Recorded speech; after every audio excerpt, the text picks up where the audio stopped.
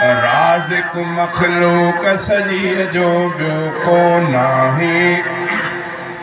ख़ालिक़ संसार सॼे जो तूं ई आहीं। राज़िक़ मख़लूक़ सॼीअ जो ॿियो को नाहे। मुंहिंजा ख़ुदा ईअं थो थिए जीअं बि तूं चाहीं। ख़ालिक़ संसार सॼे जो तूं ई आहीं। तूं ई थो औलाद बख़्शी, तूं ई धीअर ॾींदो आहीं, तूं ई पुट बख़्शींदो आहीं। तूं ई थो हर ग़ैब ॼाणी, तोखां कुझु बि नाहे लिकियल, तुंहिंजे अॻियां आहे खुलियल। जेको बि थो तोखे सॾे थो दाह खे वरनाई। ख़ालिक़ संसार सॼे जो तूं ई आहीं। राज़िक़ मख़लूक़ सॼीअ जो ॿियो को नाहे। मुंहिंजा ख़ुदा ईअं थो थिए जीअं बि तूं चाहीं। तूं ई थो सिज उभारी, तूं ई तंहिंखे लाहीं थो, चंड बि तूं चमकाएं थो। ख़ल्क़ो तो आकाश आहे, ख़ल्क़ी तो ई आहे ज़मीन, तूं आ रब्बुल आलमीन।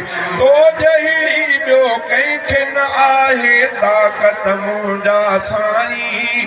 ख़ालिक़ संसार सॼे जो तूं ई आहीं। राज़िक़ मख़लूक़ सॼीअ जो ॿियो को नाहे। मुंहिंजा ख़ुदा ईअं थो थिए जीअं बि तूं चाहीं। तुंहिंजी था साराह ॻाइनि, जीत पखी हैवान सभई, देव परियूं इंसान सभई। तुंहिंजे था गंज मां खाइनि, तुंहिंजी सब ते आहे सखा, तुंहिंजी सब ते आहे अता। पंहिंजनि तोड़े ग़ैरनि ते भी फज़ल पयो फरमाई। ख़ालिक़ संसार सॼे जो तूं ई आहीं।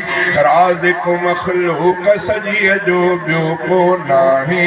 मुंहिंजा ख़ुदा ईअं थो थिए जीअं बि तूं चाहीं। तुंहिंजो को हमसर न आहे, मीर हुजे या मीर हुजे, पैगंबर या पीर हुजे।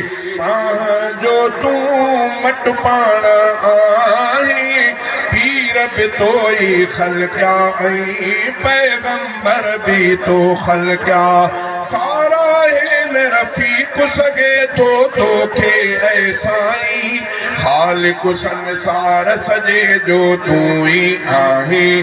राज़िक़ मख़लूक़ सॼीअ जो ॿियो को नाहे।